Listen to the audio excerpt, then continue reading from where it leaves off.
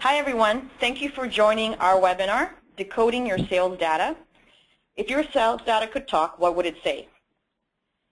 This webinar is brought to you by Invenio Solutions, a full-service sales firm focused on high-quality lead development and outsourced sales. Today's speakers are Invenio COO, Billy Wilkinson, who has over 17 years of experience in sales leadership and operations.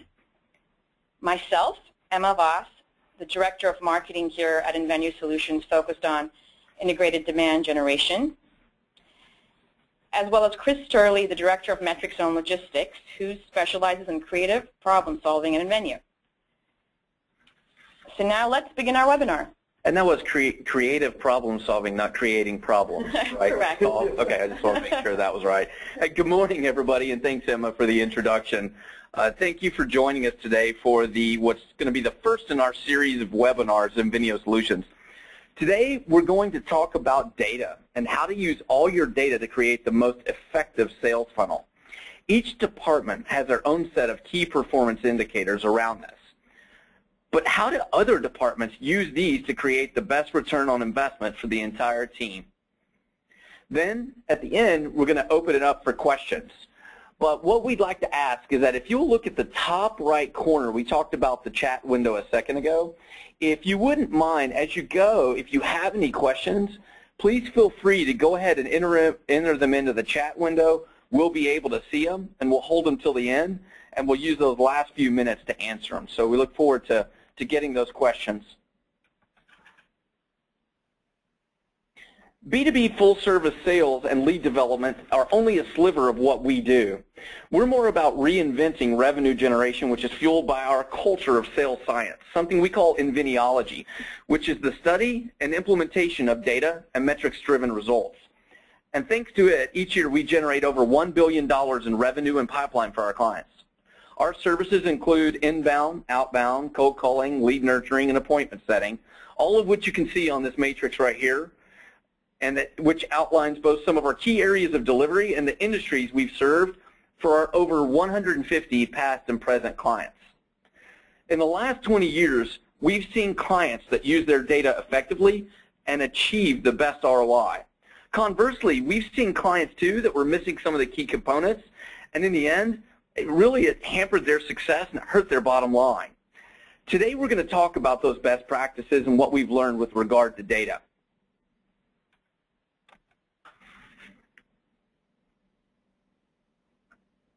And we'll talk more when the slide changes. There it goes. I promised we would. These days everyone's talking about big data. Well, the data we're talking about will be much more specific to sales and getting and/or using it in the most effective way to get revenue. In our partnerships, a major key to success is end-to-end communication with regard to both prospect and to client data. When breakdowns occur in any part of that chain, we see declines in both accuracy and, more importantly, declines in the success of driving revenue to the bottom line, which is something we're all looking for. Just think, if you can't find your prospect, exactly how are you going to sell them new business? Departmental silos we'll be talking about are one of the crucial yet controllable killers of a very effective ROI. When teams don't communicate directly or through systems, revenue's lost. Complete data feedback loops tell the whole story and help your teams achieve the overall company goal of driving more revenue. When we look at piecing the story of our sales programs, in our experience, we come across 5 different department silos with our clients. You see these silos at the top of the slide. The first silo originates from data sourcing. The choice of data sources typically begins and resides with marketing. The database that is built as a result of sourcing becomes your second silo. It's built from all the prospect data that is sourced by marketing. And this contact database is often housed with IT. Our third silo of data comes from the operational planning for the sales program. Here, the goals are set for the strategic direction of the sales team, and all the data that is in this silo is based on operational targets. Execution is our fourth silo, and this is where the sales team works to these targets. The data produced in this silo is all real-time, and you have to measure against goals set in the planning phase. The operations team and the sales execution team have to talk regularly. And the final silo that we see is delivery data. Here, your data is focused on purchase to fulfillment, upsell, cross-sell. And it also includes feedback from sold customers calling back in to customer service or even their original sales rep. So what does ice cream have to do with data? If you look at the first silo, the data source, it's created when you first find your data. And as a marketer, this is my world and something I'm very passionate about. There are various flavors to data received depending on the source, hence the ice cream analogy. Companies buy a list from places like ZoomInfo, in our case Dun & Bradstreet, or Jigsaw. Companies run email marketing campaigns, conduct PPC, content syndication, and even put up billboards to create interest. All of these avenues are data sources with various flavors. An even more critical element is the timeliness of taking action on it before its value melts away. If you purchase data today and someone doesn't call on it for 6 months, we can guarantee you that 3 out of 10 of those contacts are likely invalid.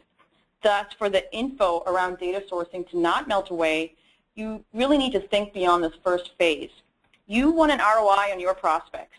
It's critical to keep the source and compile the data. In addition, the quality of the source determines the quality of your data.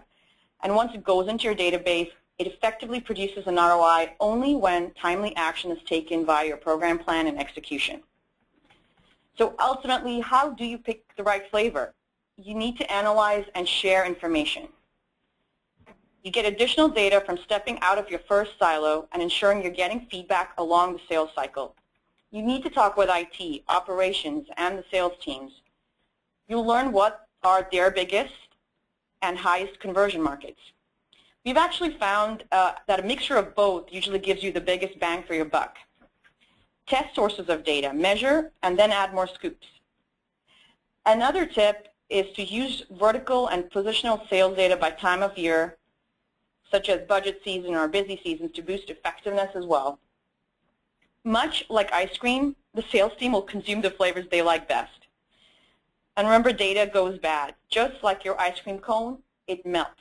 And if you buy contacts or get hand raises that are part of your program plan, your sales team, and if your sales team is not ready for it, you're actually wasting data, money, and gorgeous ice cream.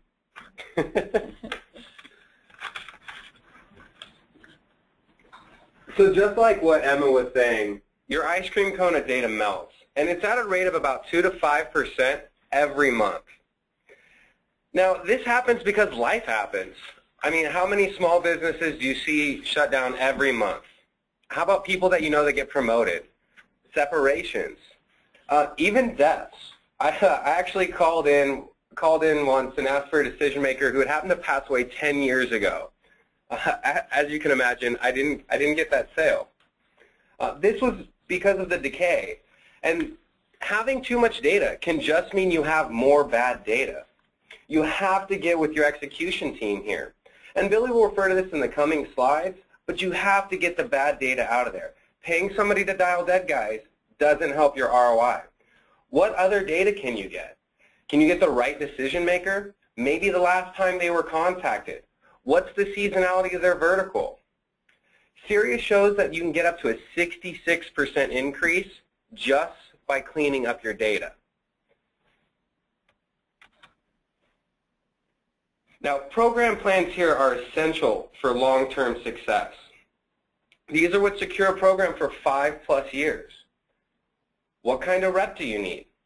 Now, we've actually taken the testing of over 600 reps, and we found we need a smart, aggressive person. And honestly, they don't all necessarily need sales experience. Now, how often should you call one of your customers or your potential customers?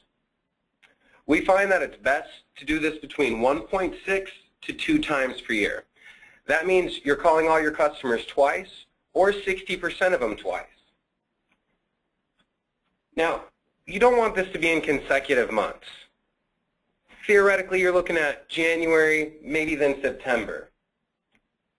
Now, the reason you don't want it in consecutive months is if every sales rep makes 5 calls into a potential prospect, Imagine you getting 10 calls in 3 months from one company. That's where I ask to be taken off a list, and then you lose that potential. Now, this is what we call brand damage, or brand damage, and database burn. Potential customers that you call too often will ask to be removed, and again, you lose that potential. We find sales are based off timing. Do they have the right budget? Is it the right need? Did you call within their purchasing timeline? Especially if you're competing against contract lengths. Now, agents often catch these contract lengths, and then they know the timeline. Well, how are you collecting that information? Now, we noticed that it's about 12 to 36 months as a standard contract. Now, how do we know that sales rep will be there in 2 to 3 years? Now, let's be real, we don't. Attrition is a natural part of sales, and we'd be fools to think otherwise. Now, another piece of your program plan may include seasonality of verticals. Have you ever called an accountant in April or March? I have. I was abruptly stopped, and I lost that potential as well. That person doesn't want to talk to us. What are the right amount of dials that you make before recycling a lead to the next round? Now, this is something a lot of our customers ask us. Now, we found with smaller transactional sales, online advertising, telecom, that it's about 5 dials per time the lead comes around. Now, with our larger lead gen software sales, this can be upwards of 7. Now, after these attempts, if you don't get a hold of anybody, you just place it back into the database and try again in 9 months. But it's really important also to step back and think, what did execution think? Were we going after the right titles? Were we going after the right company verticals? Did we have the right plan of attack for the right pains?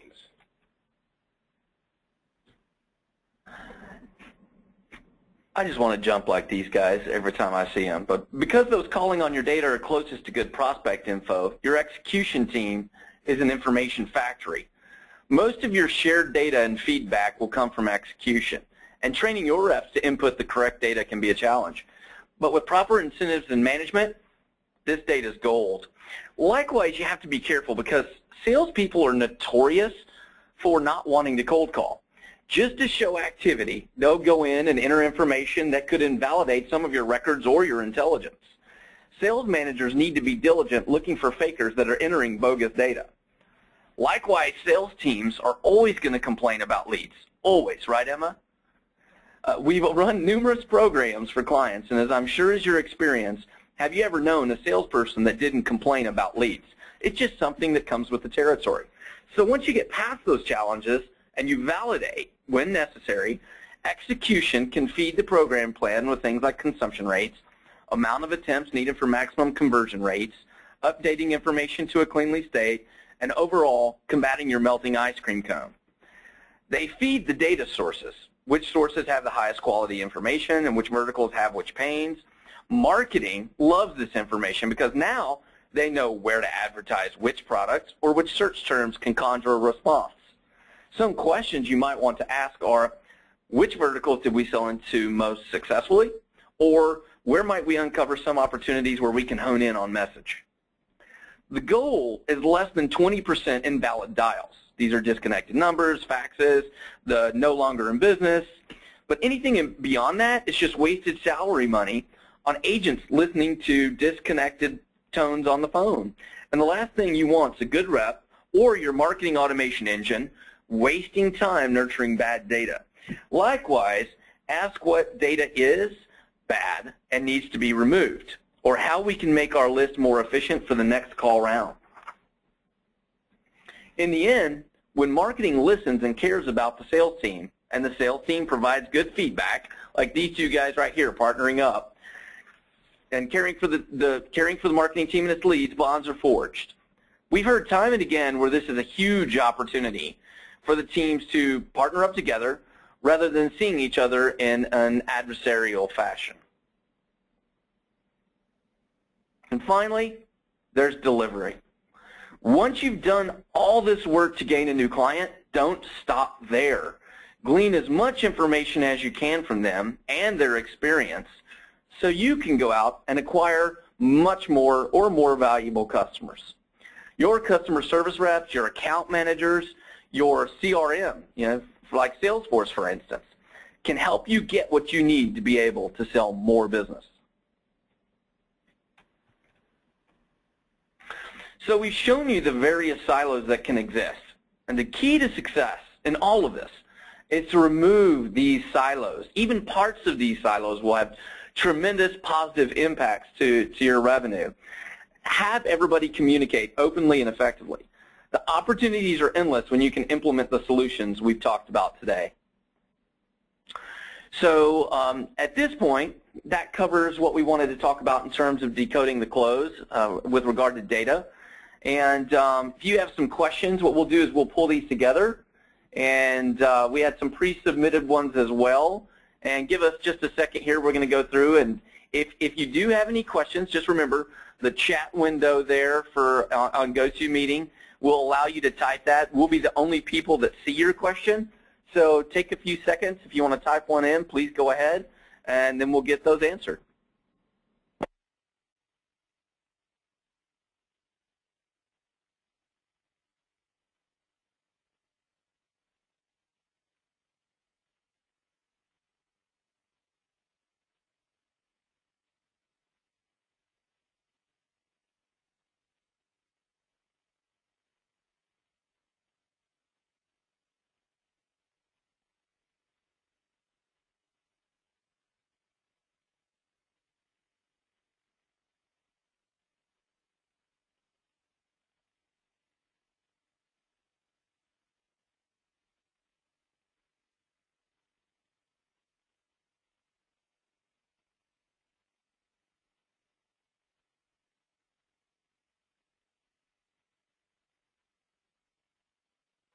Okay, so one of our first questions we want to cover, thanks for asking it, is how often should you contact existing clients? And that's a great question. That's really going to differ in the medium you use as well, because you may want to nurture them. You definitely want to have them in your email marketing engine so that you can continue to nurture your clients on an ongoing basis. In terms of numbers, that's going to differ by product, but by and large, it keeps to the same twice-a-year ratio. You've got some clients as well, some of your larger clients, especially when you're dealing in the enterprise space, you're going to have a lot more contact, and that's really dictated by the client themselves once they're actually a customer. Some clients we find need more contact. It could be daily, it could be weekly, it could be monthly, and so that just differs depending on their need. So Emma, Turley, you have anything you want to add on that from that standpoint? We've seen, as we've run current customer, we call them base team or upsell, cross-sell teams. A lot of those programs, we do a twice-a-year ad to where we're pulling them in every 6 months. And a lot of those times, it's actually better in the fact that your list is going to have a whole lot less disconnects, and you can touch a lot of customers very quickly. So a lot of times we can see these even as smaller teams. Okay. I would add that you have to think about after you've sold, there's always the touch point of making sure that your customer is happy with the product that they've, or service that they bought from you, as well as, if you're going to contact them, what else do you want to talk to them about besides the experience with your product? Do you have a new upsell or cross-sell feature that might actually help them solve a business problem? Well, I consider reporting a contact as well. I mean, there are multiple ways to contact your customer, and so depending on their need, I mean, you might need to send them a weekly report on metrics that provides an opportunity for feedback and input. So all good stuff. Thanks. Great question. Next question. All right. How often do you provide your clients with metrics to prevent data silos? And who are the recipients of those metrics? This is definitely, another great question. And, I'm not sure how we're providing metrics preventing internal data silos. We really look at those two things, data and metrics, very differently. But I can tell you our interactions with clients with regard to metrics, again, they depend on the client. That's so different because we talk about, the 150 clients we've dealt with that range anywhere from Fortune 10 to roughly $50 million a year, and they have different demands. And so it depends on if you're talking in the B2B space or the B2C space or, enterprise level or SMB, that varies. I can tell you some metrics are real time.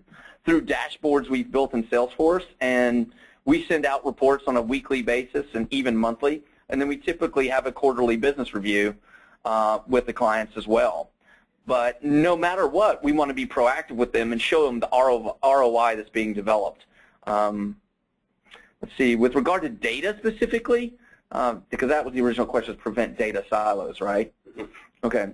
We have the ability to push out reporting on data on a regular basis, but I'd say a best practice would be monthly, so you can continue to maintain, cleanse, and augment the database. And then would you repeat that second part? Who are the recipients of your metrics? Okay. And the recipients, again, vary depending on the frequency. So as an example, our larger programs, we have program managers that have their boss and their boss's boss. But the program managers all have direct access to really sales-level granular data. That's what they want. We like them to have that. It keeps them very, very in tune. That way they can see how the program's doing real time. But at that same time, we've got monthly and quarterly reviews that roll up to directors, vice presidents, SVPs, even presidents, really depending on the size of the company, because we go up to, we'll have to meet with CEOs with some of the smaller sized companies.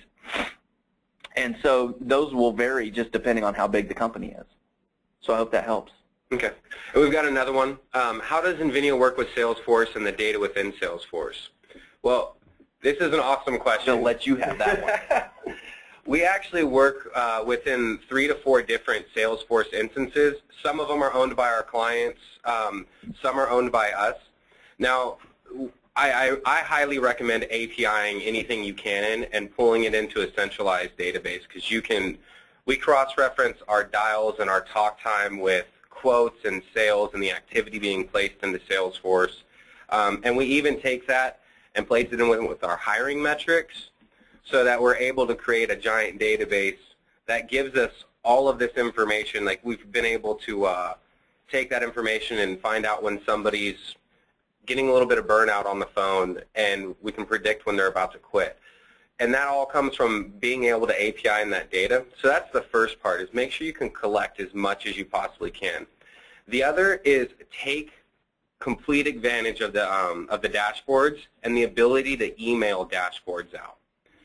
Now, because one of the things, if you've been in Salesforce before, you notice that you actually have to click the refresh button every time that you go in to see what's coming up on the dashboard. But you can use those scheduled dashboard reports, and you can get that into people's information. Or, sorry, get that into people's inboxes. And their information inboxes, same thing. So that's one of the things. We really believe that Salesforce conjures so much data that we can use.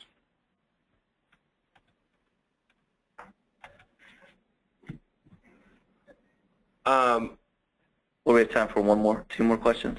Yeah. This is an operational one. I'll just answer this. Okay. We can also type back to someone by email.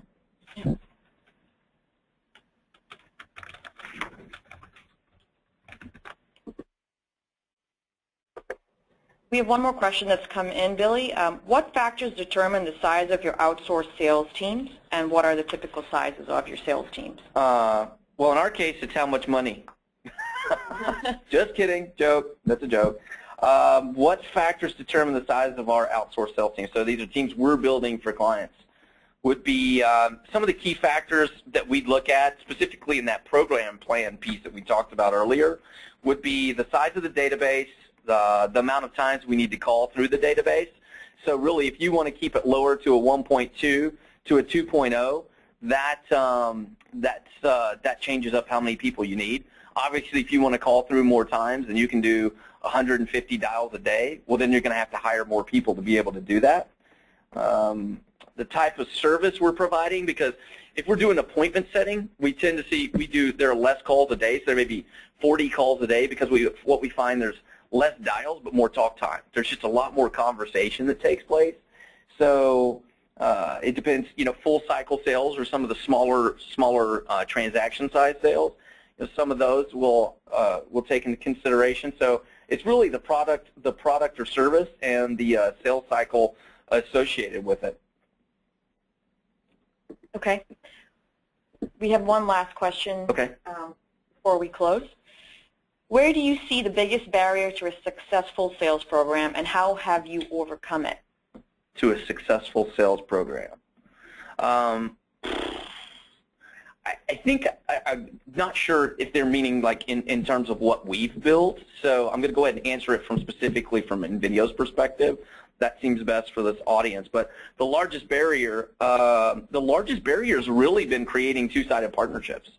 If you don't have good open communication with both parties that are working toward the same goal, then it's hard to be successful. And we've had both sides. We've seen both sides. And so if you are aligned appropriately through sales, through all of your contracts, your people, and your goals, you'll definitely have much more success. Now, how we overcome it? Honestly, in the times where we're not properly aligned or we don't have the right advocate on the other side, sometimes we don't. I'll be flat out honest. Sometimes you're not able to make it to break through the barrier. But when we have, it's literally just continuing to show the value and selling our way through it. Great. Thank you so much.